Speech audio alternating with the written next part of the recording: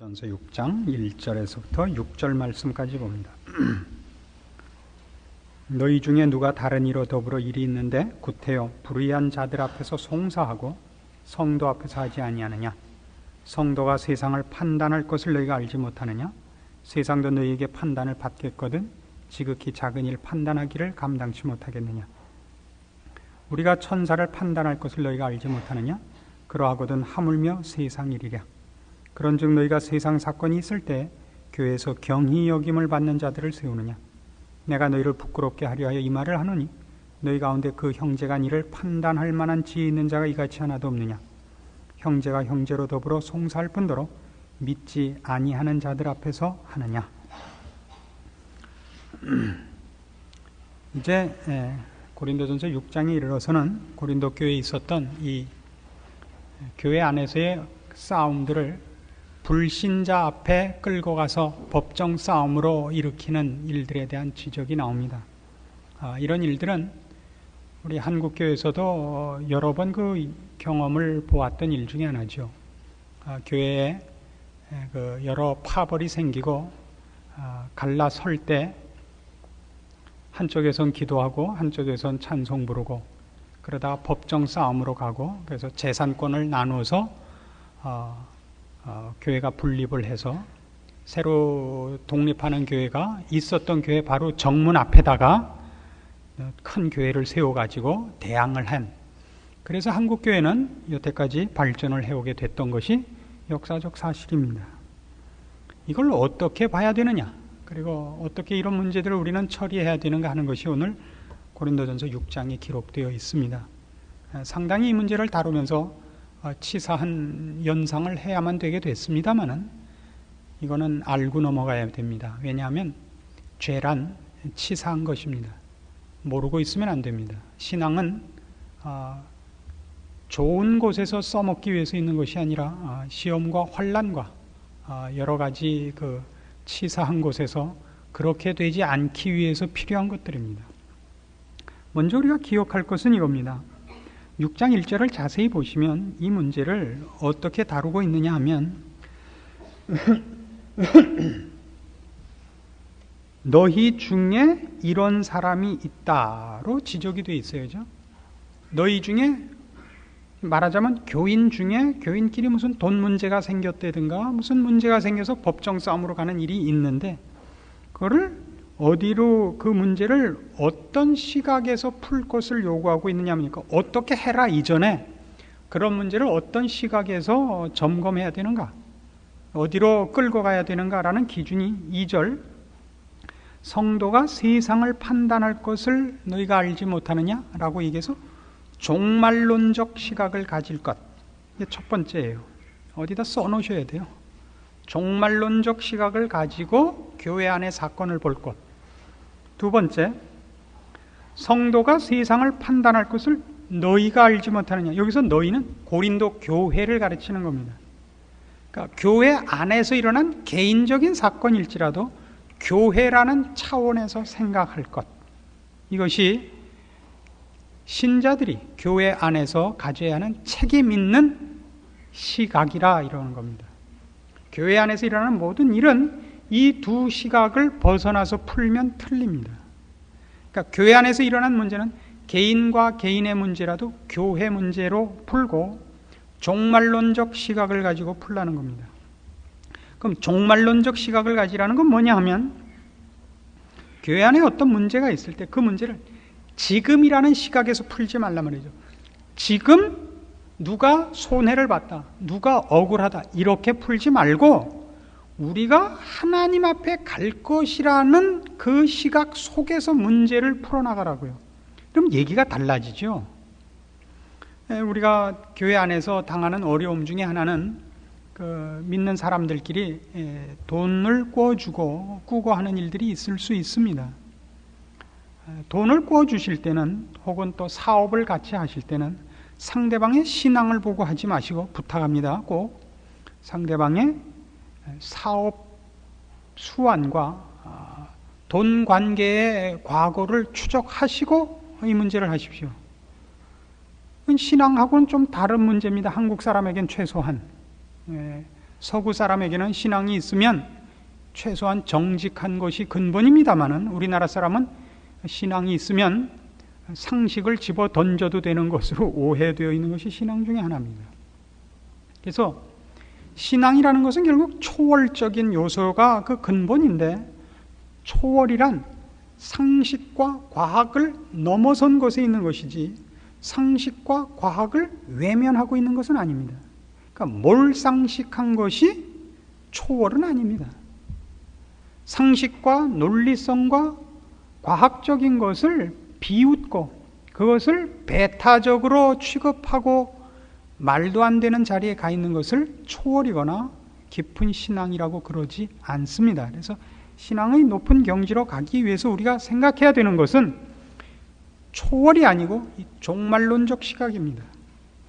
우리가 이 세상에서 돈 관계, 이해 관계 혹은 억울함이라는 것을 지금 세상 사람들에게서 내가 그걸 어떻게 평가받는가, 지금 그것이 얼마나 나에게 손해인가라고 따지지 말고 종말론적 시각을 가지고 가서 보란 말이에요. 그 100만 원이 없으면 내가 당장 굶어 죽는다.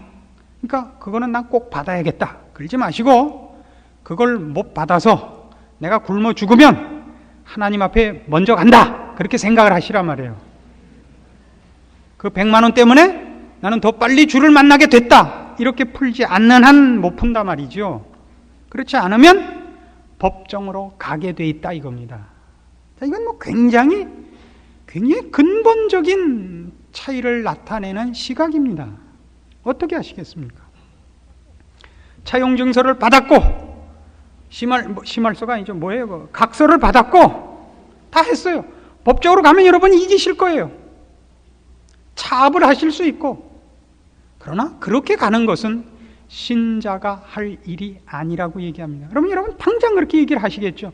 그러면 어떻게 삽니까? 그래서 다시 얘기하는 거예요. 종말론적 시각을 가지고 모든 문제를 해결하시라고요. 어느 만큼의 종말론적 시각을 가지냐면 여기 이렇게 돼 있어요. 3절. 우리가 천사를 판단할 것을 너희가 알지 못하느냐. 우리가 천사까지도 우리가 심판을 할 거예요. 성경식으로 얘기를 하자면 그 시각을 가지고 천사까지도 심판하는 위치에 갈 우리, 그 영광된 자리로 가기 위해서는 지금 세상 문제를 갖고 따지는 것은 우습다고요. 물론 우리는 이 세상을 열심히 살아야 됩니다. 근데 여기에 이해관계, 이 세상의 가치 때문에 싸우는 니전 투구 때문에 하나님 앞에 그 영광스러운 자리에 가는 것을 손해보지는 않아야 된다. 이것이 종말론적 시각이라고 여기서 얘기를 하는 것입니다. 한 걸음 더 나가서 지금 교회라는 차원에서 생각해야 된다. 이렇게 두 번째 얘기를 했습니다. 그러면 교회라는 차원에서 생각을 해야 된다는 건 뭐냐 하면, 하나님이 우리를 부르시며 우리가 모인 교회를 세우셨을 때 이 교회는 개인보다 교회는 더 그 종말을 향해서 가는, 하나님께서 우리에게 주시려고 하고 완성시키려고 하는 영적인 영광의 모습과 영적인 원리들이 가장 잘 나타나는 그 단체로 교회를 부르고 있단 말이죠. 그래서 교회 안에서 어떤 문제를 어떻게 푸느냐 하는 것은 세상 사람들 앞에서 교회가 맡은 사활이 달린 책임이다 이겁니다. 교회는 어떤 경우에도 망하는 한이 있어도 그 망함이 십자가를 지는 망함이어야 된단 말이죠. 십자가를 외면한 승리라면 그건 교회가 망한 것입니다. 교회라는 차원에서 봐달라 이거죠. 그래서 이런 얘기를 하십시다. 실제적인 문제로 교회라는 시각에서 보아달라는 건 이런 겁니다. 이해는 굉장히 좀 어렵습니다만 여러분이 그 내용을 깊이 음미해 주시기 바랍니다. 요즘 한국 교회에 목사님들의 실수로 말미암아 교회를 떠나는 분들이 종종 있으십니다. 저도 상담을 여러 번 받아봤는데요. 그 상담이 이런 것들입니다. 목사님이 말도 안 되는 것으로 신자를 몰아내는 거예요. 뭐 쉽게 좋은 차를 사달라. 아이 목사님 지금 우리 교회 형편이 이런데 어떻게 좋은 차를 벌써 삽니까? 했더니 그 다음 주에 설교에서 까는 거예요. 하나님이 세운 종에게 순종하지 않다가 지진에 빠져 죽은 사람, 뭐 이렇게 그냥 설교가 나가는 거예요. 그것도 계속 그쪽을 쳐다보면서. 그러면 신경질 안 나겠어요? 그 다음에 어디 가서 뭐 이름을 꺼내놓고 사람이 변했다 그런단 말이죠. 이게 사람 참 답답하죠. 그래서 이제 안 나가기로 했더니 그를 동조하는 사람이 생겨요. 그분이 장로님쯤 되시면 교회 안에 큰 두 파가 생기게 된단 말이에요. 암만 틀렸어도 그래도 하나님이 기름 부어 세운 종인데 목사님 편을 들어야지요 하는 편이 생기고, 암만 그래도 목사라 할지라도 저렇게 막 자기 마음대로 갈 때는 우리가 그를 과감히 내쫓아야 되는 것이 아닌가라고 장로님 편을 드는 사람이 얼마든지 생길 수 있습니다. 그러면 이제 제일 실력 있는 사람한테 상담을 해오지 않겠어요? 이제 당연히 저한테 상담 전화가 오죠. 이제 판정을 내리는 겁니다. 솔로몬의 지혜를 빌어서 성경적인 원리에 의해서 제가 판정을 이제 하나 내리는 겁니다. 그런 경우에는 그분이 암만 그 교회의 원로 장로님이시고 신임을 많이 얻고 계셔도 입 다물고 그 교회를 떠나시기로 판정을 내립니다. 왜냐하면 어쨌든 한국 교회에서는, 그리고 하나님이 세우신 교회에서는 목사의 직분이 장로의 직분보다 교회를 더 많이 책임지고 있습니다. 그러니까 교회라는 단체에 더 많이 영향이 얽혀 있단 말입니다. 그게 무슨 뜻이냐면 장로가 실수했다 하는 것과 목사가 실수했다 하는 것은 신자들이 받는 쇼크가 목사의 실수가 더 크다 말입니다. 받는 쇼크가 신자들과 불신자들 모두에게. 목사가 1억 원을 떼어먹었다, 장로님이 10억 원을 떼어먹었다는, 장로님 10억 원 떼어먹은 게 덜 교회의 상처고 목사님이 10만 원 떼어먹은 것이 더 큰 상처가 된다고요. 제가 드리는 그 의미를 아시겠죠? 그래서 장로님이 오르셔서 그 교회를 지키기로 해서 싸움을 하면 어떤 결과를 만들어야 되냐면 목사님이 틀렸다는 걸 증명을 해야 됩니다. 그렇죠? 목사가 잘못했습니다. 근데 이 장로님이 그 교회를 입을 다물고 떠나지 않고 남아서 본인이 억울하고 본인이 옳다는 걸 증명을 하려면 목사가 틀렸다는 걸 증명을 해야 돼요. 그럼 목사가 틀린 것이 원래 틀려 있었던 거니까 틀린 것이 명백하게 드러나면 교회 전체 분위기와 교회의 이것이 깨어진다, 이런 얘기입니다. 제 판단의 기준은, 판정의 기준은 이해하시겠습니까? 목사를 더 높여달라는 얘기가 아닙니다. 목사를 더 귀히 여겨달라는 것이 아니라 어느 쪽 실패가 더 교회 전체에 미치는 파급 효과가 크냐라는 판정에서 교회를 세우기 위해서 곱게 물러나십시오. 그런 경우에는 모든 오해를 뒤집어 쓰고 교회를 떠나십시오. 난 뭐 할 말이 없는 줄 알아? 그런 얘기 하지 마시고 유구가 무언이 옳시다 그러고 떠나시라 말이죠. 무언은 또 왜 발설을 해요? 말을 하지 말고. 그러면 떠나는 쪽에 대해서 동조하고 진실을 좀 아는 사람들이 이런 얘기 저런 얘기를 할 것이니까 목사가 더 크게 갖다가 떡칠을 할 거 아닙니까? 그걸 다 뒤집어 쓰시고 모든 세상 죄를 짊어지시고 다른 교회로 가십시오. 그것이 교회를 지키는 법입니다. 알아들으시겠습니까?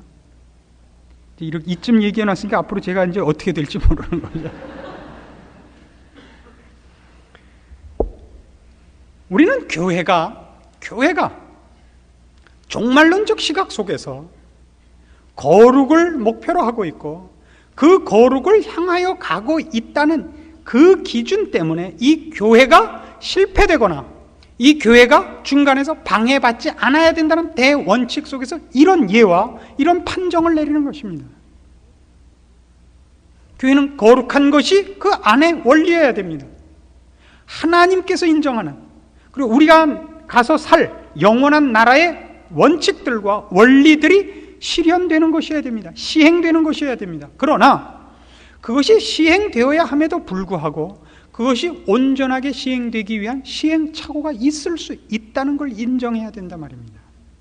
그 시행착오 때 틀렸다라고 정죄함으로써 그 자리에서 칼로 심판을 하여 교회를 작살내지 말아달라 이겁니다.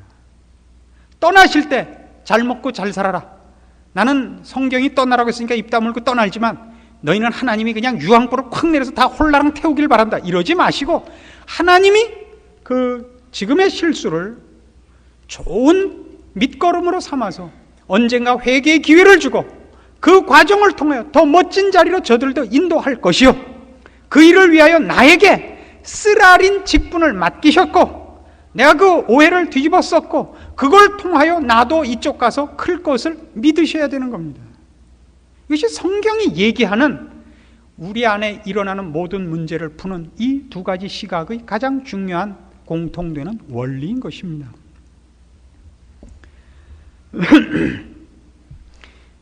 자, 교회 안에 내가 떠나고 안 떠나고를 떠나서 그렇게까지 큰 문제가 아닌데도 교회 안에는 종종 몰상식한 일들이 벌어집니다.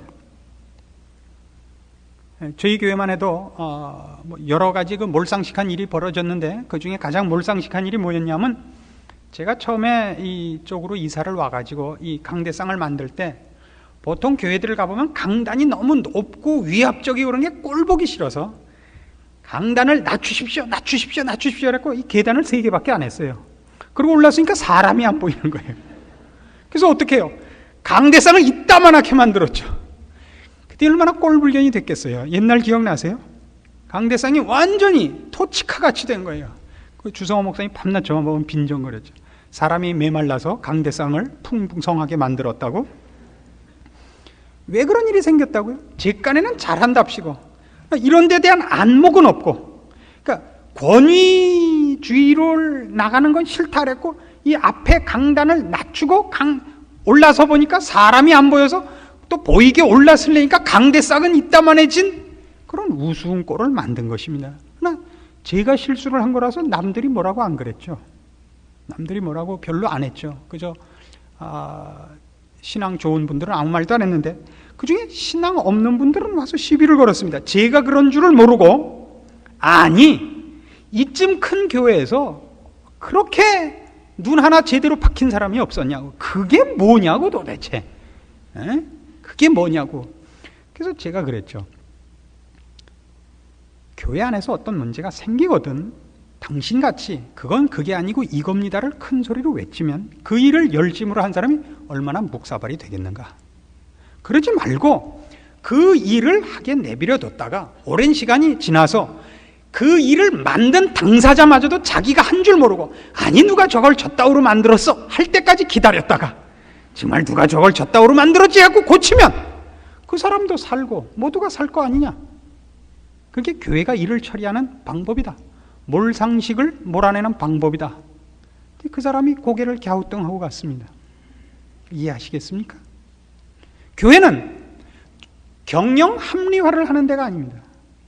10만 원이 드는 걸 5만 원이 들도록 경영 합리화를 하고 10사람이 할 일을 인건비를 줄여서 3사람이 하게 하지 않습니다. 교회는 어떻게 하냐면 5만 원 드는 걸 50만 원 들게 하고 5사람이 해도 되는 일을 50사람이 하게 하는 것이 교회입니다. 왜요? 누구든지 다 하나님의 사역에 동참할 기회를 주며 거기서 본인의 신앙이 크기 위하여 교회가 그리고 교회가 가지고 있는 모든 책임들이 그에게 훈련의 과정이 되게 하고 싶은 겁니다. 교회를 키우는 것이 아니라 교회 안에 있는 사람이 커야 됩니다. 그리고 그 사람들의 시행착오가 용서되어 말하자면 훈련과 연습이 용납되고 있다는 것이 보여지는 것이야말로 교회가 세상 앞에서 책임져야 되는 큰 책임 중에 하나다 말입니다. 세상은 실패를 용서하지 않습니다. 세상은 2번의 기회를 주지 않습니다. 그러나 교회는 70번씩 7번 주는 곳임을 보여야 됩니다. 그게 교회입니다. 교회는 1번 실수하면 2번 용서하고 10번 실수하면 20번 용서하는 것으로, 그리고 그 용서가 아무래도 좋다가 아니라 그 실패와 실패를 결국 하나님을 닮는 자리로, 거룩한 자리로, 죄를 외면하는 자리로 인도해가는 것이요, 그렇게 되기까지 교회는 절대 그 사람들을 쫓아내지 않고 붙잡고 훈련을 시키고 붙잡고 함께 울어서 고쳐내는 곳이라는 것을 보여야 되는 것입니다. 이 교회입니다. 이 교회적 차원에서 모든 문제를 해결해 달라는 이유입니다. 그래서 교회란 그 안에 있는 어떤 개인이 남보다 더 신앙이 좋다 이렇게 가는 곳이 아닙니다. 교회란 함께 가는 것입니다.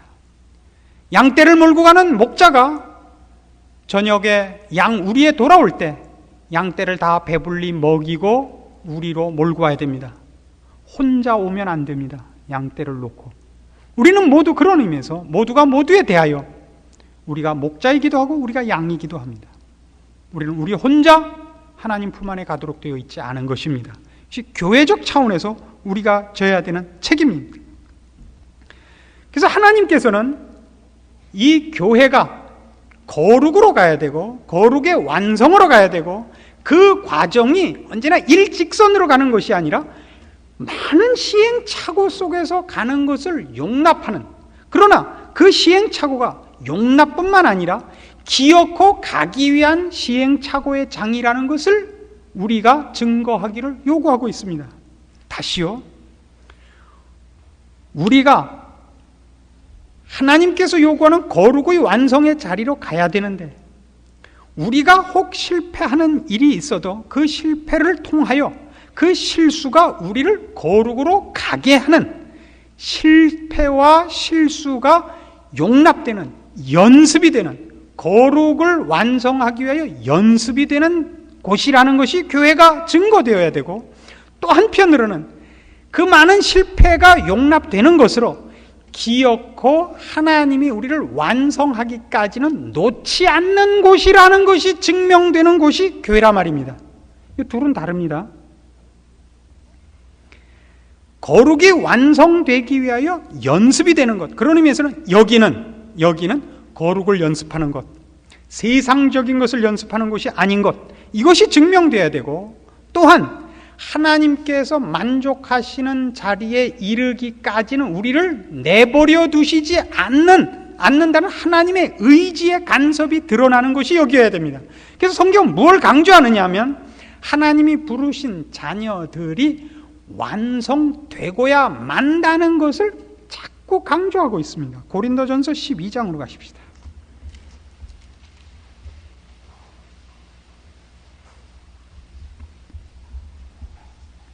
고린도전서 12장 4절부터 봅시다.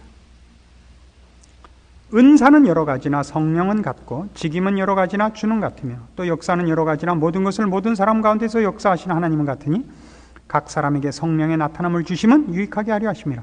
어떤 얘기는 성령으로 말미암아 지혜의 말씀을, 어떤 얘기는 같은 성령을 따라 지식의 말씀을, 다른 얘기는 같은 성령으로 믿음을, 어떤 얘기는 한 성령으로 병 고치는 은사를, 어떤 얘기는 능력 행함을, 어떤 얘기는 예언함을, 어떤 얘기는 영들 분별함을, 다른 얘기는 각종 방언함을, 어떤 얘기는 방언들 통역함을 주시나니 이 모든 일은 같은 한 성령이 행한사 그 뜻대로 각 사람에게 나누어 주시느니라.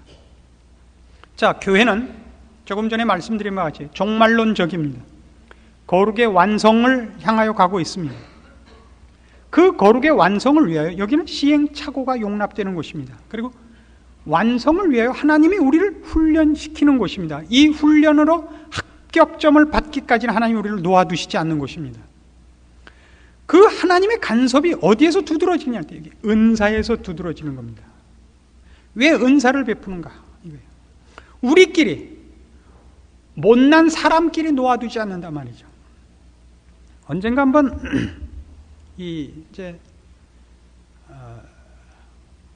저도 이 세상을 살다 보면 생활비가 모자라는 때가 가끔 있어요. 이렇게 뜻하지 않은 돈을 쓰여서. 그러면 이제 기도원에 가서 기도를 하면 돈이 생기는 건 아니거든요. 돈을 벌려면 돈 있는 곳을 가야 됩니다. 호랑이를 잡으려면 호랑이 굴에 가야 되듯이 이제 만만한 사람을 붙잡고 이제 카드를 해야죠. 돈을 벌어야 되니까.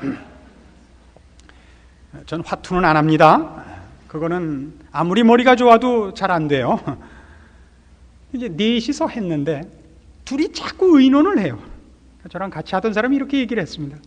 IQ 70짜리 둘이 의논을 하면 140이 되는 줄로 착각들을 하고 있다고. 70짜리 둘이 합치면 140이 되는 거예요. IQ 70짜리 둘이 꾀를 합치면 몇이 나옵니까? 네? 70이 한 50쯤 나와요. 둘이 또 싸우걸랑요. 교회 안에 하나님이 이 IQ 70짜리들만 모아놓고 내비두시지 않았다는 거예요.